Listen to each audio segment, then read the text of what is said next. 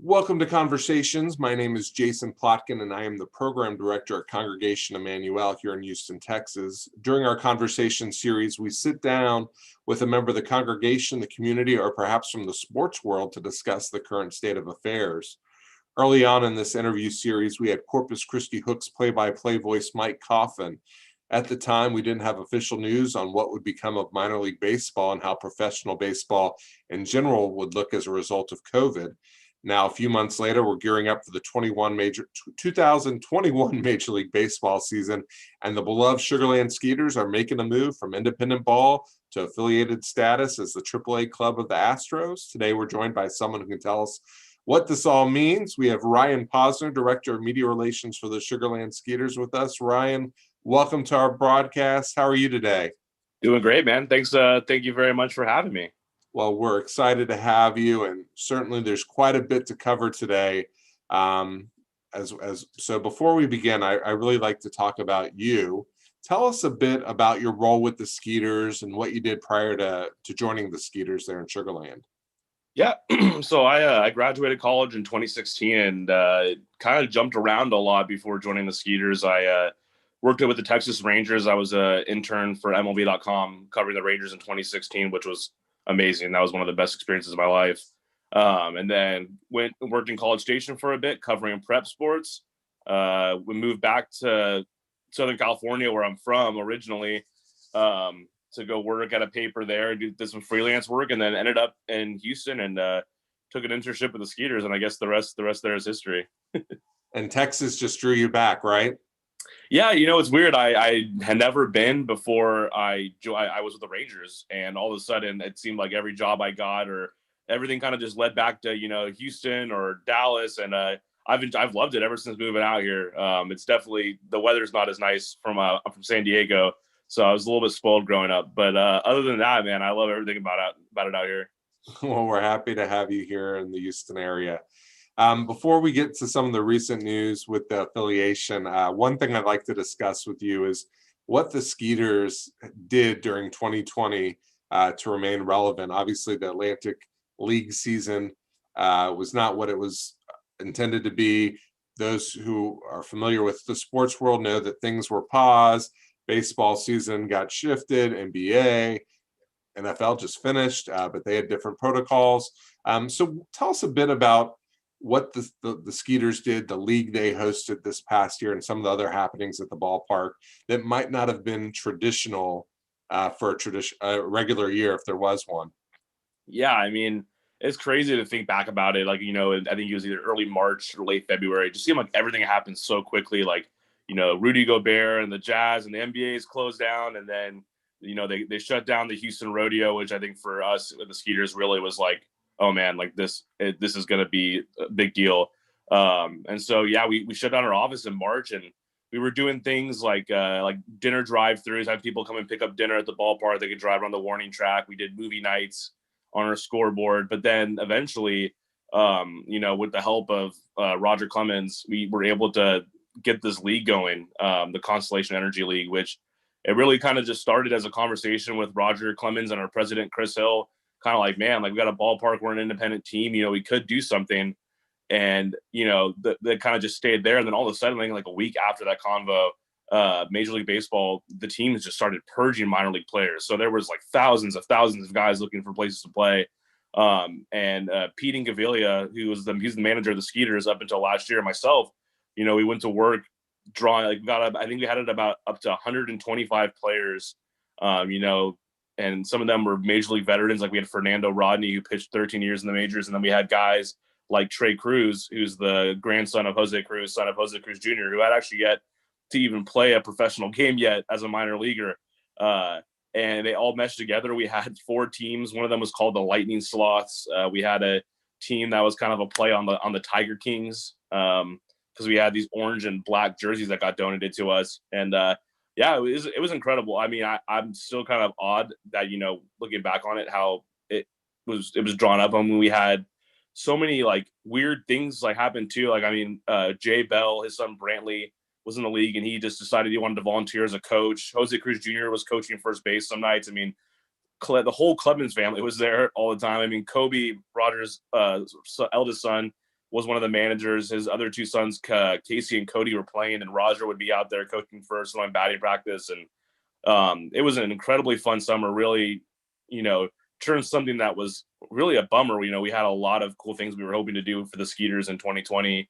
Like we were going to have Booker T come out on 4th of July. And I mean, we had all these cool things and they all got squashed, but that league was amazing. And it took a lot of hard work from our front office staff, because we basically had our front office staff running the league. So very difficult, but worth it. And I made a lot of good memories that summer. So I was very happy for it. And one thing for our listeners to think about is, while there was Major League Baseball and there were these backup pods, if you will, a lot of minor league players, as Ryan was mentioning, didn't have a chance to play ball. And that, in some respects, gave that group of 125 players or so an opportunity. So that was their season in a nutshell. And there were a lot of guys who didn't get to play professional ball or any kind of ball this past year due to what was going on. So, oh yeah, I mean, we were turning guys away, which was crazy to think about from where we started. Like we would have to tell former major league players, like, hey man, we just don't have a spot in the league anymore. Like it was filled up. Very, very crazy how that all came about. All right. So certainly many of our listeners are familiar with the Skeeters. I've actually taken our congregation to a game there before, but there might be some people that don't understand the transition from independent ball club to affiliated ball club. Can you kind of explain what that means in layman's terms for those who may not be familiar with the nomenclature, if you will? Yeah, for sure. I mean, very, very simply, we were an independent team from 2012 to 2020, and the independent we're independent of Major League Baseball. And minor league baseball pretty much got a facelift this offseason, and that was before COVID hit. That was already a pre-planned, they were, talks about some teams moving up, some teams changing alignments because they wanted to be a little more geographically constructive to where the teams were at. And we were mentioned very early on as one of the teams, along with the St. Paul Saints in Minnesota, another team in our league, the Somerset Patriots, and all three of us made the jump to affiliated ball. So now, instead of being an independent team, we're attached with the Astros. They're changing. They're trying to change the term from affiliate to licensee. So we're the AAA licensee of the Astros. So instead of us going out and finding our own players, we'll have the Astros AAA team. So they were the Round Rock Express was the Astros AAA affiliate in 2019. They're now with the Texas Rangers. So basically that team of players and coaches is set to move over to our side. But the cool thing is that minor league baseball, a lot of the stuff around our ballpark, when you guys came out, it'll be the same. It'll be a very friendly, entertainment oriented, experience. Now, just with this tether to the Astros, which is a great tether to have, because I don't believe there's a closer AAA affiliate to their like the Astros in Sugar Land. It's like a 20-mile drive. There's nothing like that in the country. So we now have this great family-friendly schedule and entertainment. Now, and you can also watch the Astros as they come up through the pipeline. And we'll get into some of the specifics about the benefits of the Sugar Land Skeeters being a stone's throw away. But, there's people on here who weren't alive, myself included, the last time Houston had a minor league baseball presence. I think it was the Houston Buffs. So let's set the stage. And while the Skeeters have had a presence in this town, we're not generally used to the minor league experience. What are some of the things, and you kind of alluded to this with what you guys had in store, at least planned to for 2020. What are some of the things that people can expect in a minor league game that you might not find at Minute Maid Park or another major league outfit? Yeah, I think in general, it's definitely it's more affordable than going to a major league game. Minor league, the tickets are a little bit, cheaper. Food and beverages and parking are all going to be a little bit more affordable. The other part of it, which I think is, really nice, and hopefully, with COVID and everything, we can get back to it, is you get a real intimacy. Like I know at Minute Maid, there's like 4 levels of the stadium. You got your field level, your suites, and then you got the upper deck. There's only field level at Constellation Field. So you're right on top of the action. I mean, very intimate, a lot of autographs. I mean, they're easy to come by, and, kids, they had no clue who the independent player they got an autograph from was, but it didn't really matter. And that might be something that you can get at an independent game or a minor league stadium that you might not be able to accomplish at a major league stadium. And then usually just the general, I guess, for lack of a better term, wackiness. We tend to like to have a lot of different types of specialty jerseys. On-field promos. You tend to have a little more of stuff going on outside of baseball. Like if you've been to our stadium, we've got a basketball court, we have a playground, we have a splash pad. It's meant to be, even if you come to watch a baseball game, but the baseball game might not be the most fun you had. It might be playing basketball, or like I said, watching your kid on the playground. So a lot of good stuff for the family for sure. And the scoreboard, for those not familiar, is in the shape of the state of Texas. So there's always that too, right, Ryan? Yeah, that's kind of like our big, you can't miss it. It stands out. And we actually upgraded the video board portion of it prior to last season. So, this will be our first real full season with a new HD video board. It's pretty incredible. It's like watching a 50-foot high definition television, and then of course with the state of Texas juxtaposed behind it. It's pretty cool. That is neat. We've talked about the Skeeters becoming the Astros AAA license locale, if you will. So from a behind the scenes perspective, if we pull back the curtain, you talked about your dedicated front office staff that helped put together the Constellation Energy League last year. What's going on behind the scenes to ramp up for this new venture, if you will? Because it really is like a fresh new start in many sense. What's going on down there with your front office right now? Yeah, I think the biggest thing going on right now is our ballpark is undergoing a pretty massive renovation, and it's not going to just be this year. It's going on for the next couple of years. Right now, a lot of the renovations are, for the players. Like our field at this exact moment is being resurfaced. Like, so the playing surface is getting completely redone. Downstairs where our players are housed, the whole area was completely demoed.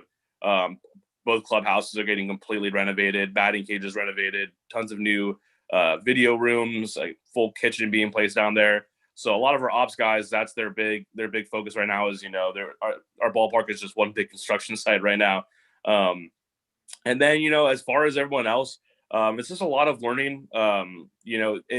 Things, like for my job, for example, like right now, I'm really just trying to make sure I know I'm doing research on the players that might be coming out here. We're constructing our broadcast for the upcoming season, and putting things together like a media guide. And we're also, we don't have a schedule yet, which is kind of unfortunate, but it's just par for the course with a lot of the craziness over the last year plus. But we're developing promo ideas. Our marketing team, we're having a lot of stuff on social media about our construction. That's kind of our big social media push right now.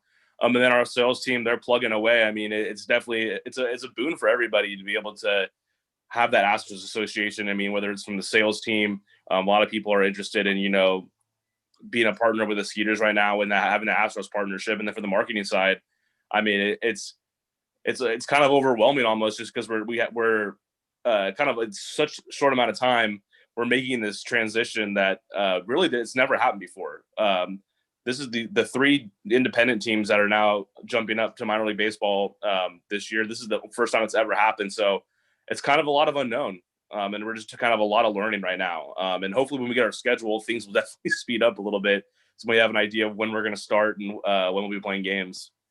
Speaking of the unknown, and certainly we bring this up almost every week when we have guests on, is COVID's impact. If I'm a fan coming to Constellation Field, you kind of told us some of the new things that are being built out, but are we anywhere closer to having a sense of what going to a game in this COVID environment is going to be like for going to the Skeeters? Yeah, obviously we're hoping to have fans. That's something that has not been finalized yet. And one of the things is with the Constellation Energy League, we did have fans. We had about 30% capacity. That was as an independent team, so we kind of got to make our own rules within the constructs of the CDC and our health experts, and we were able to do it safely. And this year, we're hoping to have fans, at some sort of capacity. I'm not quite sure what that looks like. For the CL, for example, all of our fans had to wear a mask unless they were actively eating or drinking. We had hand sanitizer all over the ballpark, with the kick starts too, so you don't have to actually touch it. We had temp checks as you come into the ballpark, and our ushers were obviously monitoring a lot too, of making sure people were wearing their masks. And I would hope, I mean, I'm not quite sure if fans will have to wear a mask again, but you know what, whatever it takes to be able to have people in here safely, we'll do. And I think having that, the Constellation League season where we did have fans, I think we have a leg up on a lot of ballparks and a lot of teams because we know what it looks like, at least in that form. And obviously, hopefully, things will just continue to get better in terms of not having to do things like temp checks and having to wear a mask. But if we do, you know, we know what that looks like. And we just got done with our Holiday Lights event too at the ballpark. I mean, we went through two of our biggest events, baseball season and Holiday Lights, and you know, we were able to do it safely. And I think that's a testament to everybody in our staff. And you know, I think that was one of the things that got conveyed a lot from fans, whether it was at the Holiday Lights event or the baseball event, was that they felt safe. Because, you know, whether it was the way we had our stadium, our seating retrofitted to make sure that people were distanced, everyone's wearing a mask, but we had no issues, which is awesome. Well, it's interesting you brought something up that I didn't even think about. The fact is that you guys had baseball games last year while a lot of your minor league counterparts did not. So you do have some experience, and while some professional sports have had fans to some varying degrees, baseball is a little different. So that's really neat. The next thing I want to talk about, and you kind of alluded to this at the surface level, is the Sugarland Skeeters are a stone's throw away from the major league club, the Astros, obviously. I actually looked this up. The other ones that are pretty close are Frisco and the Rangers, Tacoma and the Seattle Mariners, and Gwinnett and the Atlanta Braves. And I'm not a geography guy, so I kind of assumed these were close, and I did look those up. But what benefits particularly do you perceive from a marketing perspective? You mentioned your sales team is really enthusiastic about what's going on. Have you, I know minor league baseball and baseball in general is a tight-knit community. Have you learned stuff from other organizations who are somewhat similar as you prepare for this year? Yeah, I mean, off the top of my head, one of the nice things is just because of the location, and like I was saying, there's so much unknown and things that we need to learn. It's so nice to be able to have, you know, the Astros officials come to us or vice versa. We go to them, and being able to front face with them. And, you know, it's not just all over the phone. They're able to come out to our ballpark and take a look at it. So just that generally has been awesome. Very helpful as we kind of traverse through all of this. You know, something also that's going to happen this year. I mean, obviously you're not hoping anybody gets hurt, but it's baseball. Injuries will occur. A player will get hurt. And usually they're sent out on rehab assignments. Just for example, like Justin Verlander missed last year with Tommy John surgery. He is probably more than likely going to be making an appearance in the minor leagues somewhere before he pitches in the major leagues. And because of our proximity, it's very likely he will be pitching with us. You know, that those kind of things will definitely happen. And that's across minor league baseball. I mean, usually when guys go on rehab assignments, those are big draws. So that's going to be huge for us attendance wise. And besides that too, I mean, you know, because we're so close, they could get creative. I mean, and you could see guys maybe get it if they want to get them a few extra at bats, they get sent down to us for a few days, and things like that. Or they might use us for like an alternate spring training site if we don't start our season on time. Just little things like that. Just because of our proximity, I think there's going to be a lot more coordination with the major league team and our team because of the location. All right, as a bit of a follow-up to that question, especially as it relates to your work with the ball club, how do you think the local media coverage of the Skeeters will change now that they're literally the AAA affiliate or licensee in the backyard of the major league club? And additionally, what does the TV look like for AAA ball club? And you guys have had a radio presence. I presume that maintains itself going forward? Yeah, so for that, mostly we've streamed on YouTube. Our games are free to access. We're kind of in the process of trying to work out radio deals right now, and TV deals. Hopefully we'll be on both. That's definitely the goal. So, you know, we'll hopefully have some news on that front here in the coming weeks.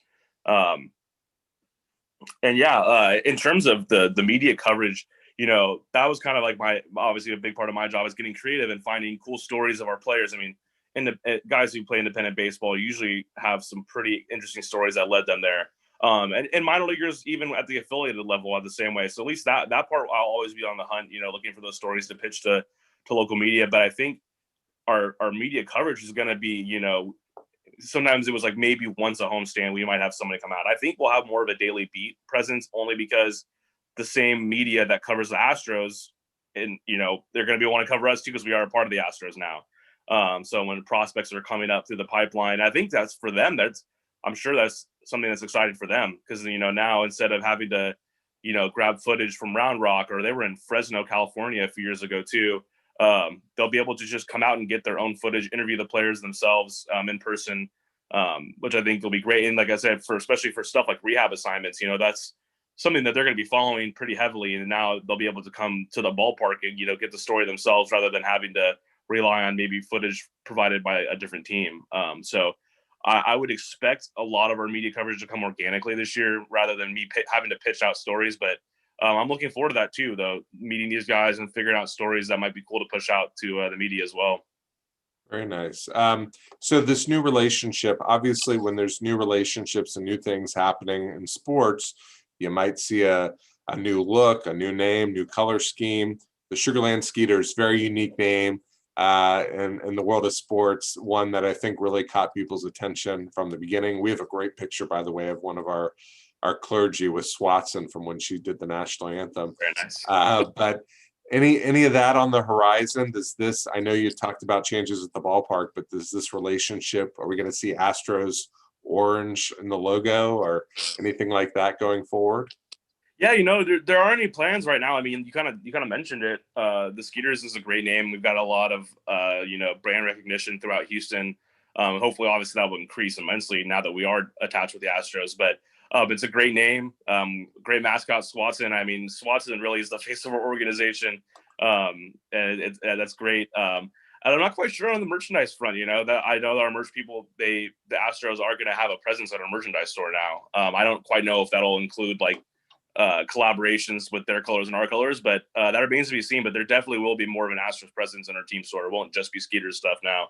And yeah, we're the Sugarland Skeeters. I mean, that does not plan on being changed as far as I know. Well, again, very unique presence in this town, and really do appreciate that. We've talked about rehab assignments. We've talked about marketing to some degree. What other benefits do you foresee? And we talked about media exposure. What other benefits? Was there anything we missed that might be a benefit of having this affiliation compared to what you're used to from the independent ball side of things? Yeah, the media coverage is going to be that definitely for my sake, very pumped about that. But I think a cool thing is with independent ball. We had 8 players who came to us and then reached the major leagues. And that's 8 players in 10 years, which is actually a really good success rate. But now you're kind of talking about a guy who you might have saw on Tuesday and he's pitched in the major leagues on Thursday. So for people that are, that you get that, you're going to have that intimate, setting of watching a guy who might be in the major leagues next week. So it's not quite as radical to think that a guy you're watching will be in the major leagues. And for me personally, as a baseball fan, I mean, I'm stoked about that, getting a chance to watch these guys develop. So for people that really do love the baseball side, which is a big core of our fan base, you don't have to wait. It's going to happen this year where you watch a guy go up to the major leagues. And I think that's pretty cool. And, as we get to the tail end of our conversation, I always like to ask guests this because I think COVID has created interesting moments and perspective. So you mentioned the Constellation Energy League specifically earlier, but is there anything positive or a neat story that's happened in this time of COVID, which now is almost a year? Is there anything unique or something that really resonates with you as that's something that's going to stick with me forever? I mean, just personally getting to work with Roger Clemens was amazing. I mean, I grew up watching him. I mean, I think at one point I begged my mom to go when he was with the Astros to take me to Petco Park and watch the Padres because Jake Peavy was pitching against Roger Clemens. And, just again, have that personal relationship with him was amazing. Something that I obviously going into this last year, I did not foresee happening. And I'm very thankful for it. There were a lot of other, and his kids, Cody and Casey and Kobe are all awesome. And it was just great to interact with that family in general. And then, from a bigger picture standpoint, I think it just taught our front office that, we can, I mean, it sounds corny, but we can really do anything. And now we have this mammoth of a season coming up and we don't even have a schedule yet. And it's supposed to start in a couple of months. And, for most teams that is something that, you lose sleep over. And we're obviously pretty anxious to get our schedule, but I think we have this quiet confidence knowing that, hey, we did what we did last year and we can do anything. So, And I think, you know, it brought our front office staff a lot closer together because, like I said, I mean, we were the league office, we were the team director. I mean, we were everything for that league. So I think it brought us a lot closer because we had to rely on each other. Everyone's workload went from like 0% to 100% really quickly. So yeah, it really just taught us that as a front office, we can do whatever we're tasked to do. Wow. And, you know, that resonates with so many of the people watching because regardless of their line of work, I think we all had to be flexible and quick to change to the adapting environment. And then lastly, as a fellow sports media relations in my background and just a PR guy in general, I always like to give our guests a chance to tell us how they can tune in or follow what's going on with whoever we bring on. What are some of the best ways to follow the Skeeters? And of course, I'll share this on our Facebook and YouTube with those who are watching this broadcast that way. Yeah, I mean, we're very social media oriented. Follow us on Twitter. We're at SL_Skeeters. If you type in Sugarland Skeeters on Facebook, we're verified on Facebook, so you'll be able to find us easily there. And then we're just Sugarland Skeeters, all one word, on Instagram. That's the best place. That's where all of our news will go through. You can also sign up for our newsletter by going to sugarlandskeeters.com. At some point, we're going to be merging to the minor league baseball because MLB BAM has a minor league baseball website interface. I don't believe our URL is going to change, so it should just always be sugarlandskeeters.com. That's where you can buy tickets. And again, all the news of our website. And yeah, hopefully, we'll have announcements on those channels like our schedule, a TV deal and a radio deal when those come through. And so obviously we'll make sure you guys know how to get a hold of us on TV or radio as well. But yeah, social media and our website. That's definitely the two best places to find us. Well, very good. Well, Ryan, this was great having you come on. I know we have a lot of baseball fans because we've been, like I said, we've been to the Sugarland Skeeters, we've been to the Astros. I try to inflict some sports into what we do here at the synagogue with my background. So thanks for coming on. This was great. Yeah, absolutely. No, thank you very much for having me. I really appreciate it. All right. So thanks again. We'd like to thank David Tanner behind the scenes, who always helps us execute these broadcasts. Our next edition of Conversations will air next Wednesday, February 17th at noon, as we welcome Didi Dochin as we learn more about the Real Abilities Film Festival and in particular, real music. Beyond that, be on the lookout. We will have the leadership from the Houston Restaurant Association who will join us in the coming weeks to discuss what the future of the restaurant industry here, particularly in Houston, looks like. And of course, as always, any episodes you've missed, over 30 plus episodes of this series, you can catch it on our YouTube channel, the Emanu YouTube channel. Thanks for joining us, and we will see you next week. Take care, everybody.